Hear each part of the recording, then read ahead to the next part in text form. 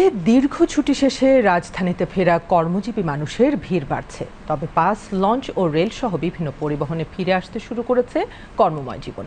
আজও অনেকে ঢাকা ছেড়ে যাচ্ছেন পরিবারের সঙ্গে সময় কাটাতে কিংবা ঘুরতে।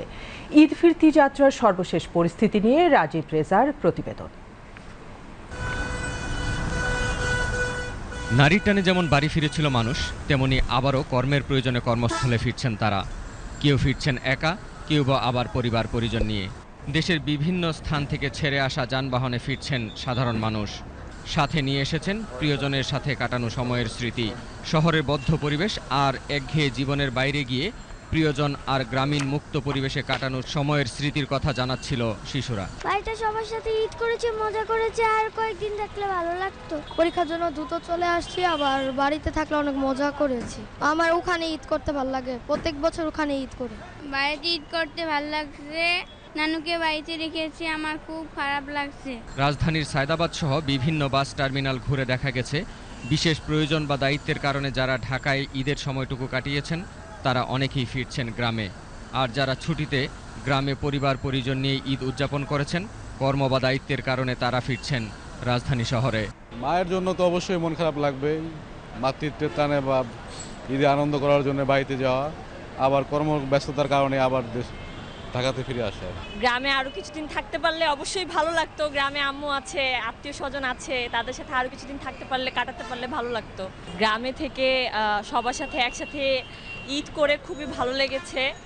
এখন পড়াশোনার তাগিদে ঢাকায় আসতে হয়েছে। পরিবহন সংকট, অতিরিক্ত ভাড়া, যাত্রী হয়রানি না থাকলেও রাজধানীতে ফিরে আসা মানুষেরা ব্যক্ত করেছেন তাদের মিশ্র প্রতিক্রিয়া। আমাদের গাড়ি 6টায় ছাড়ছে, আমরা ডিউ টাইমেই পড়ছি। বরিশাল থেকে রওনা করছি, আমাদের পথে কোনো রকম কোনো ঝামেলা হয়নি, আমরা স্বাচ্ছন্দ্য মতো ঢাকা এসে পড়ছি। টিকিটের কোনো সমস্যা হয় নাই এবং রাস্তা কোনো জ্যাম ছিল না, সুন্দরভাবে চলে আসছি। সকালবেলা একদম রাস্তা ফ্রি ছিল। আগে ফেরত টিকিট কেটেছি, সেটা বেশি দাম দিয়েই, যেহেতু আমাকে ব্যাক করতে হবে শুক্রবারে আগামীকাল অফিস, সেক্ষেত্রে আমরা বাধ্য হয়েই 800 টাকা করে টিকিট নিয়েছে। নর্মালি বোধ হয় 650-700 টাকা টিকিট। ট্রেনে মোটামুটি অনেক ভিড় আছে, দাঁড়ানো যাত্রীর কারণে আমাদের সিটের যাত্রীদের আসতে অনেক কষ্ট হচ্ছিল।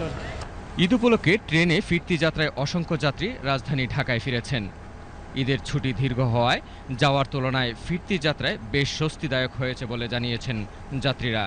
এছাড়া যাওয়ার পথে ট্রেন কিছুটা বিলম্বে ছাড়লেও ফিরতি যাত্রায় কোনো ধরনের শিডিউল বিপর্যয় নেই বলেও জানান যাত্রীরা। মানে আগের যে একটা টাইম অনেক অপচয় হতো, এখন এই অপচয়টা হয় না, জাস্ট আমি গাড়ি চলাচল করে। আমরা যখন আসছি মানে সার্ভিস ভালো পেয়েছি, আমাদের উঠতে নামতে যথেষ্ট হেল্প করেছে। অ্যাটেন্ডেন্ট যে ছিল সময় মতো ছেড়েছে, মাত্র 10 মিনিট মনে হয় লেট ছিল, আর ক্লিন ছিল। আজকে যাওয়ার দিনের থেকে আজকেরটা বেশি ক্লিন ছিল।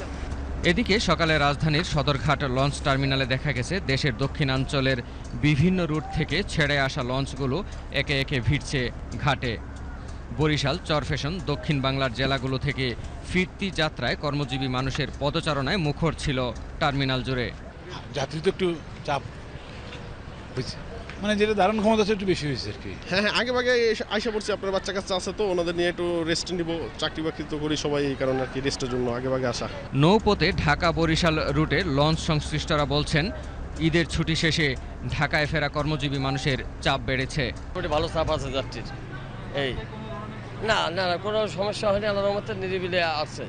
নদীপথে আমরা খুব সুন্দরভাবে লঞ্চ চালাই আসছি, যাত্রীদের কোনো সমস্যা হয় নাই। যদি কোনো সমস্যা হইতে নৌ পুলিশ, কোস্টগার্ড, ফায়ার সার্ভিস এরা আমাদের সবসময় হেল্প করে। কর্মস্থলে ফিরে আসা মানুষের ভিড় এখনও তেমন পরিলক্ষিত না হলেও আগামী রবিবার নাগাদ আবারও রাজধানী ঢাকা ফিরে পাবে সেই চিরচেনা রূপ। কর্মব্যস্ত হবে মানুষ, জীবন আর জীবিকার তাগিদে চলবে নিরন্তর পথচলা। Rajib Reza, BTV news.